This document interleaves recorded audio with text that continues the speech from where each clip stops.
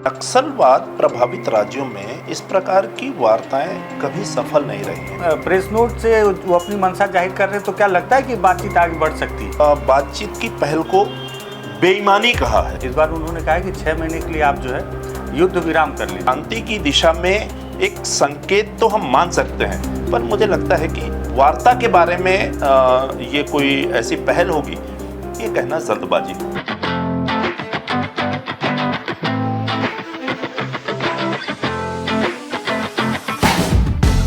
बस्तर में 4 दशक से माओवाद काबिज है और 4 दशक से काबिज इस माओवाद को समाप्त करने के लिए सरकार वो तमाम कोशिश कर रही है जो उन्हें करना चाहिए। और इस बीच सरकार विकास और जो बल का प्रयोग है सारी चीज़ें करते करते ये भी कोशिश करती है कि माओवादियों से यदि संभव हो तो बातचीत भी किया जा सके। हालांकि इसके पहले कई बार सरकारों ने अपने अपने तरीके से कोशिशें की हैं, लेकिन अभी छत्तीसगढ़ में जब भाजपा की सरकार आई है तो यहाँ के गृह मंत्री जो हैं विजय शर्मा, उन्होंने पहली दफ़े एक नई तरकीब रखी कि माओवादी अगर चाहें तो वीडियो कॉल के माध्यम से भी वो बातचीत कर सकते हैं। और लगातार इस बात को रखने के बाद आज माओवादियों की तरफ से उनके जो प्रवक्ता हैं विकल्प, उन्होंने एक प्रेस नोट जारी किया, बातचीत को लेकर अपनी कुछ बातें रखी हैं। तो इस पर मुझे लगा बहुत ज़रूरी मुद्दा, इस पर बातचीत करना चाहिए। तो नमस्कार, मैं विकास तिवारी हूँ, आप बस्तर टॉकीज़ देख रहे हैं। बस्तर टॉकीज़ में बस्तर के वरिष्ठ पत्रकार मनीष भैया हैं, मनीष गुप्ता जी, और हमेशा माओवादियों के विषय पे हमसे ही चर्चा करते हैं, इनसे ही जानने की कोशिश करते हैं। तो आज फिर हमने मनीष भैया से समय लिया है। मनीष भैया, स्वागत है आपका बस्तर टॉकीज़। नमस्कार। नमस्कार मनीष भैया, आज विकल्प ने एक प्रेस नोट जारी किया है। बहुत दिन से, जब से छत्तीसगढ़ में भाजपा की सरकार आई, गृह मंत्री, पहली बार किसी गृह मंत्री ने ये बात रखी कि आप चाहें तो वीडियो कॉल से भी बात कर सकते हैं। इसके पहले भी कोशिश की गई, आंध्र प्रदेश में भी सफल नहीं हो पाई, अलग बात। आज विकल्प का एक पर्चा भी आया, पर्चा आपने भी पढ़ा, क्या लगता है कि ये मतलब माओवादियों की तरफ से ये जो पर्चा, हालांकि उन्होंने बहुत सारी बातें रखी अपनी शर्तें, उन्होंने ये भी कहा है कि मतलब इसके पहले जो सफल नहीं हो पाया उसको लेकर भी अपनी बात रखी, और ये भी कहा कि हमारी कुछ बिंदु हैं। तो ये प्रेस नोट से वो अपनी मंशा जाहिर कर रहे हैं, तो क्या लगता है कि बातचीत आगे बढ़ सकती है? देखिए, नक्सलवाद जो छत्तीसगढ़ में या देश के अलग अलग प्रांतों में है, तो नक्सलवाद को मुझे लगता है थोड़ा सा बहुत करीब से देखना, जानना, समझना चाहिए।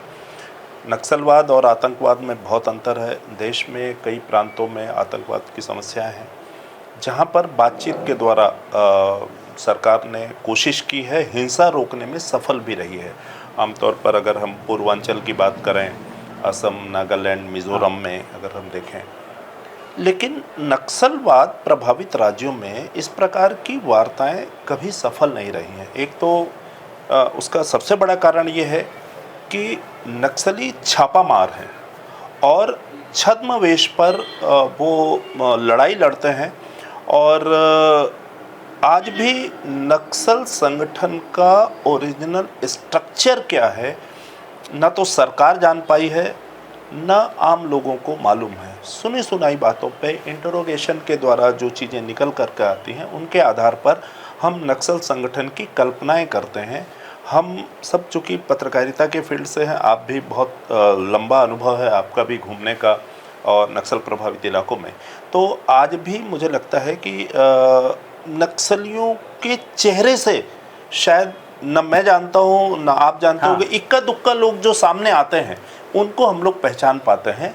और लेकिन उनके साथ में एक बात ये रहती है कि वो जब आते हैं तब नए रूप में आते हैं, नए नाम के साथ आते हैं। तो ये कहना मतलब एक लाजमी है कि नक्सलियों का जो पर्चा जारी हुआ है वो कितना एथेंटिक है।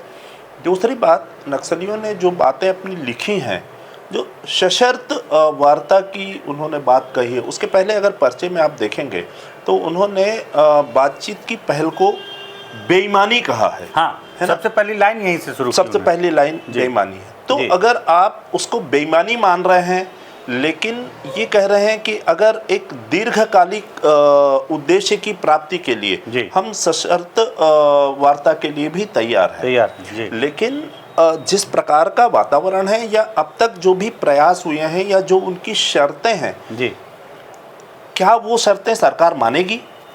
हाँ, या शर्तों को लेकर के इनके बीच में कोई वार्ता होगी और फिर शांति और नक्सल क्षेत्र को मुक्त करने की दिशा में क्या सरकार और नक्सलियों के बीच में कोई वार्ता होगी, ये एक बड़ा प्रश्न है।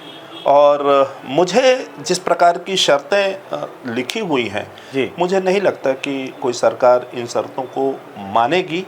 और कहीं ना कहीं सरकार और नक्सलियों के बीच में जो युद्ध है या जो संघर्ष है या शांति के लिए जो अपने अपने मार्ग है, अपने अपने रास्ते हैं, वो जब वो अपने स्टाइल में जब चलते हैं तो हर व्यक्ति अपना पक्ष देखता है और उस पक्ष के हिसाब से काम करने की कोशिश करता है। पर जो ये जो बयान है, खासकर जो नक्सलियों का बयान आया है, ये कहीं ना कहीं एक शांति की दिशा में एक संकेत तो हम मान सकते हैं, पर मुझे लगता है कि वार्ता के बारे में ये कोई ऐसी पहल होगी, ये कहना जल्दबाजी हो।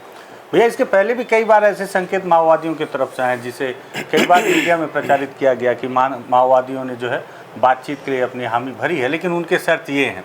इस बार पहली दफ़े ये शर्त इन्होंने ये भी रखा है कि आप 6 महीने के लिए, नहीं तो इसके पहले उन्होंने सीधे तौर पर लिखा करते थे, मैं उनके प्रेस नोट अगर याद कर रहा हूँ, कि आप बल हटा लीजिए।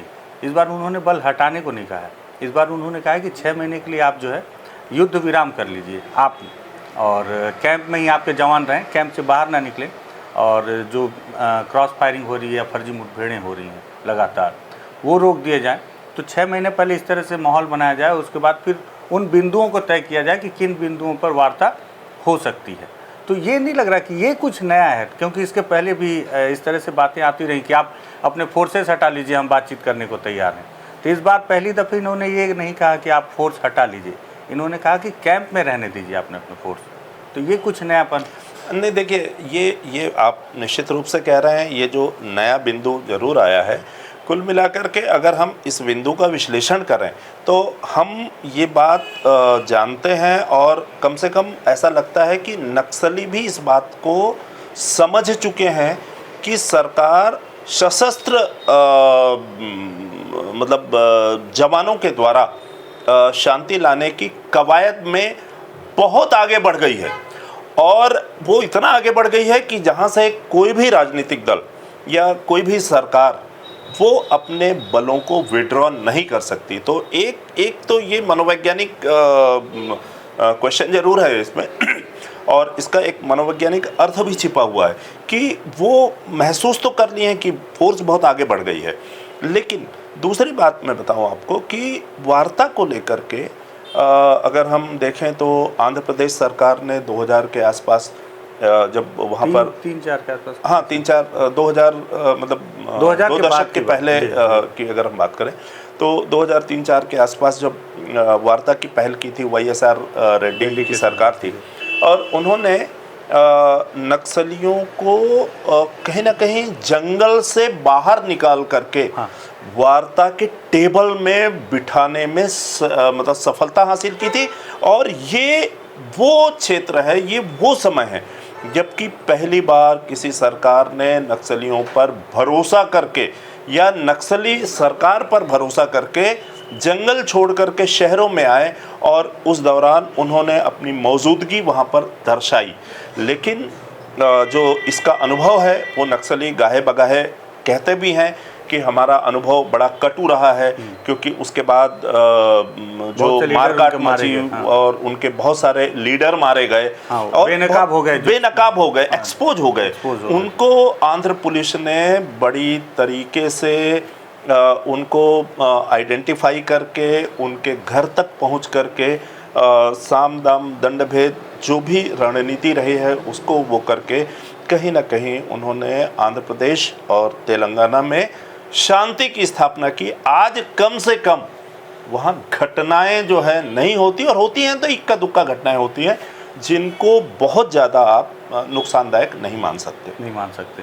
मतलब हालांकि लेकिन उसमें भी ये माना जा सकता है कि बैठक के लिए बुलाया, लेकिन एक नियम इन्होंने, सरकार ने कायदा तोड़ा था जो इनके लोगों को। अब उसमें देखिए दोनों पक्षों का अपना अपना आरोप है। देखिए वो जो बैठक हुई थी उस बैठक में नक्सलियों के केंद्रीय समिति के नेता रामकृष्ण थे, उनके जो जो कवि थे वो गदर थे,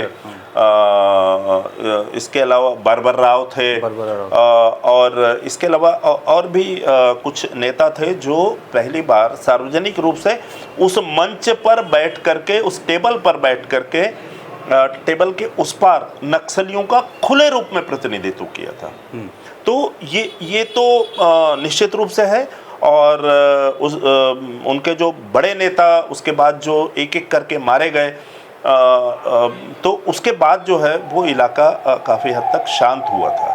ठीक, तो भैया क्या लगता है अभी क्या माना जाए, फिर भी आपका अगर मैं ओपिनियन लेना नहीं, मुझे लगता है देखिए, अगर हम आइडियोलॉजी की अगर बात करेंगे तो नक्सली जो है वो कहीं ना कहीं लोकतंत्र को मानते नहीं हैं, और जिस तरीके से मतलब उनकी अपनी एक विचारधारा है, और वो विचारधारा कहीं भारतीय जनता पार्टी से एकदम उलट है, 360 डिग्री का मतलब अंतर है। हाँ। तो वैचारिक रूप से अगर हम देखें तो मुझे नहीं लगता कि ये बातचीत के लिए जो है, अगर नक्सली पहल करेंगे या वो बातचीत अंजाम तक पहुँचे, या बातचीत के लिए अगर नक्सली निकल करके भी आते हैं, और जैसे कि अभी गृह मंत्री जी ने कहा कि भाई हम वर्चुअल बात करने को भी तैयार हैं, तो वर्चुअल का आशय जो है उसमें ये भी है कि वो भी जानते हैं कि नक्सली बाहर नहीं आना चाहेंगे, और वीडियो कॉन्फ्रेंसिंग के द्वारा जो है वो बातचीत हो सकती है। पर बातचीत के लिए जो शर्तें हैं वो शर्तें मुझे लगता है काफ़ी कड़ी हैं, और उसको लेकर के सरकार को काफ़ी हद तक विचार करना पड़ेगा। उसके लिए पुलिस कितनी सहमत होगी, सरकार कितनी सहमत होगी। मैं इससे आगे एक बात और ये कहना चाहता हूँ, ये एक मनोवैज्ञानिक प्रयास है, मनोवैज्ञानिक प्रोपोगेंडा वार है। कहीं ना कहीं जिस तरीके से सरकार बनते ही गृह मंत्री ने सीधे सीधे वार्ता की बात कही, तो अब नक्सलियों के पास उसके जवाब देने के अलावा कोई दूसरा विकल्प नहीं था। नक्सलियों ने बात के लिए, अपना पक्ष रखने के लिए ये बयान दिया है। मुझे लगता है ये बयान से ज़्यादा कुछ नहीं है, और आने वाले समय में अगर इसको लेकर के एक नया रास्ता मिलता है, कहीं ना कहीं शांति का एक मार्ग अगर प्रशस्त होता है, तो बस्तर के लिए भी काफ़ी अच्छा होगा। हाँ, बस्तर के लोगों के लिए और मतलब पूरे छत्तीसगढ़ के लिए भी जो है ना काफ़ी अच्छा होगा। मुझे लगता है हम लोग तो उम्मीद ही कर सकते हैं। उम्मीद ही कर सकते हैं। तो भैया बहुत धन्यवाद, क्योंकि आपको अभी दूसरे जगह में फिर से इसी मुद्दे पर चर्चा करनी है, तो मैं इसको यहीं पे ख़त्म कर लेता हूँ, मैं कुछ बात करके अपने दर्शकों से। तो मैं आपको बहुत धन्यवाद देना चाहूँगा। आप माइक दे दें, नहीं तो वहाँ जाएंगे तो भी आपकी आवाज़ हमारे बस्तर टॉकीज में आती रहेगी। तो मनीष भैया आज जो है बहुत व्यस्त है, क्योंकि इस मुद्दे पर तमाम जो न्यूज़ चैनल है वो चर्चा करना चाह रहे हैं, और हमने उनका बहुत कीमती वक्त लिया था। मैं आपको बताऊं, हालांकि आपको स्क्रीन पे ये प्रेस नोट भी मैं दिखाना चाहूँगा। प्रेस नोट जब छत्तीसगढ़ में बीजेपी की सरकार बनी, और सरकार बनने के बाद जो गृह मंत्री हैं छत्तीसगढ़ के विजय शर्मा, उन्होंने कहा कि अगर माओवादी बातचीत करने को तैयार हैं तो वो भी तैयार हैं, और उन्होंने ये भी कहा कि अगर माओवादी आ नहीं सकते तो वो वीडियो कॉल के माध्यम से भी बातचीत करने को तैयार है। हालांकि चुनाव के पहले और चुनाव के बाद से, और अभी जिस तरह से रणनीति चल रही है, केंद्रीय गृह मंत्री अमित शाह ने भी अपने बयान में कहा था कि सरकार छत्तीसगढ़ में अगर भाजपा की बनती है तो माओवाद को चुटकियों में समाप्त कर दिया जाएगा। छत्तीसगढ़ में सरकार बदली, और जिस तरह से माओवादियों के खिलाफ बड़े स्तर पर अटैक चल रहा है, लग रहा है कि अमित शाह जो बोल रहे हैं वो करने के लिए बिल्कुल अग्रसर है। हालांकि माओवादी भी इसका रास्ता जरूर कुछ ना कुछ तलाश रहे होंगे। कई बार ऐसा भी पता चलता है कि माओवादी भी अब ऐसा लगता है कि अगर सर्वाइव नहीं कर पाएंगे तो कोई एक नया इलाका ज़रूर वो तलाशेंगे, या हो सकता है कि अपने स्वरूप को बदल लें। खैर, आने वाला वक्त बताएगा। प्रेस नोट जो आप अभी स्क्रीन पर देख रहे हैं, तो मुझे लगा इसे भी थोड़ा सा पढ़ लेना चाहिए। उस पूरे बयान के जवाब में माओवादियों के जो प्रवक्ता हैं विकल्प, उन्होंने एक प्रेस नोट जारी किया है, जिसमें उन्होंने लिखा है, वार्ता का प्रस्ताव बेईमानी है, दमन व धोखा की ही सच्चाई है। और संदर्भ छत्तीसगढ़ के उप मुख्यमंत्री विजय शर्मा द्वारा माओवादियों से बातचीत का प्रस्ताव।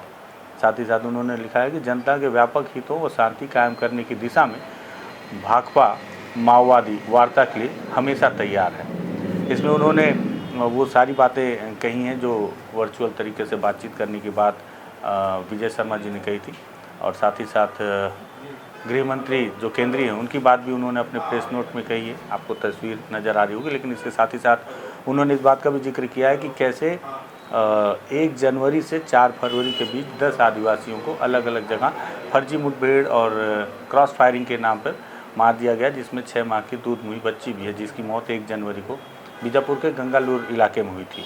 इसके साथ ही साथ उन्होंने ये भी कहा है कि अपने प्रेस नोट में कि अगर बातचीत करनी है तो ये झूठी मुठभेड़ें सबसे पहले समाप्त करनी होंगी। और इसमें सबसे ख़ास बात ये है कि उन्होंने जो आखिरी लाइन लिखा है कि हम इस संदर्भ में यह स्पष्ट करना चाहते हैं कि वार्ता हेतु पार्टी के भीतर एवं जनता के साथ जरूरी सलाह मशविरा आदान प्रदान के लिए सरकारें अनुकूल माहौल निर्मित करें, जिससे कि बातचीत हो सके, जिसके तहत ये सुनिश्चित किया जाए, क्या सुनिश्चित किया जाए कि मुठभेड़ों और क्रॉस फायरिंग के नाम पर झूठी मुठभेड़ों में आदिवासियों की जघन्य हत्याएं बंद हो। तमाम सशस्त्र बलों को 6 माह के लिए बैरकों व कैंपों तक ही सीमित किया जाए। मतलब इसमें पहली बार मैंने मनीष भैया से भी ये बात कहा कि पहली बार माओवादियों ने इस बात का जिक्र किया है कि कैंप हटाए ना जाएं भले, लेकिन 6 माह तक कैंप में ही जवान रहें, वो बाहर निकल कर ऑपरेशन ना करें, गोली ना चलाएं, ना वो चलाएं ना माओवादी चलाएंगे। हालांकि इसमें इस बात का जिक्र नहीं किया गया है कि माओवादी गोली चलाएंगे कि नहीं, लेकिन उन्हें कहा गया है कि वो कैंप तक ही सीमित रहें और नए कैंप ना लगाए जाएं और राजनीतिक बंदियों को रिहा किया जाए। हमारी पार्टी के साथ वार्ता के प्रति अगर सरकार ईमानदार है तो कम से कम इन न्यूनतम बातों पर पहले अमल करें। हम सीधी वार्ता या मोबाइल या वीडियो कॉल के तहत जो बातचीत का जो रास्ता गृह मंत्री ने रखा है उसके विधि विधान और एजेंडा और मुद्दे उस पर अलग से माओवादी पार्टी तय करेगी कि किन मुद्दों पर बातचीत होगी। इसलिए माओवादियों की जो पार्टी है उन्होंने एक अपील की है कि जन पक्षधर पत्रकारों, नागरिक समाज, प्रगतिशील जनवादी, बुद्धिजीवियों और मानवाधिकार संगठनों से उन्होंने अपील किया है कि जनता पर जारी इस सरकारी दमन चक्र के खिलाफ आवाज़ बुलंद करें। इस तरह से प्रेस नोट ये विकल्प ने जारी किया है, जो कि दंडकारण स्पेशल जोनल कमेटी के प्रवक्ता हैं। और मुझे लगता है कि बार बार माओवादियों से बातचीत की कोशिश इसके पहले की गई है और आंध्र की बातचीत भले सफल ना हो पाई हो, लेकिन जिस तरह से केंद्रीय गृह मंत्री अमित शाह ने कहा कि चुटकियों में समाप्त कर देंगे और जिस तरह से लगातार कैंप लग रहे हैं, ये बात तो तय है कि बस्तर में आने वाला समय काफ़ी युद्ध भरा होगा और इस युद्ध में कितने माओवादी मारे जाएंगे, कितने जवान मारे जाएंगे तो अलग बात है, लेकिन बहुत सारे बेगुनाह भी ज़रूर मारे जाएंगे। इन सब खून को बहने से अगर रोकना है तो एक शांति वार्ता बहुत ज़रूरी है दोनों ही तरफ से। तो अगर विकल्प ने प्रेस नोट जारी किया है, उनकी मंशा क्या है, सरकार को समझना होगा, सरकार को भी इस पर पहल करना होगा। अगर मुझे लगा ये बेहद ज़रूरी मुद्दा था, इस पर बातचीत बहुत ज़रूरी है, इसलिए आज हमने मनीष भैया का भी समय लिया। आपको लगता है कि वाकई में इस मुद्दे को हर एक व्यक्ति तक पहुंचना चाहिए, सरकार तक पहुंचना चाहिए, तो आप इस वीडियो को शेयर कीजिएगा, बस्तर टॉकीज़ को सब्सक्राइब कीजिएगा। धन्यवाद।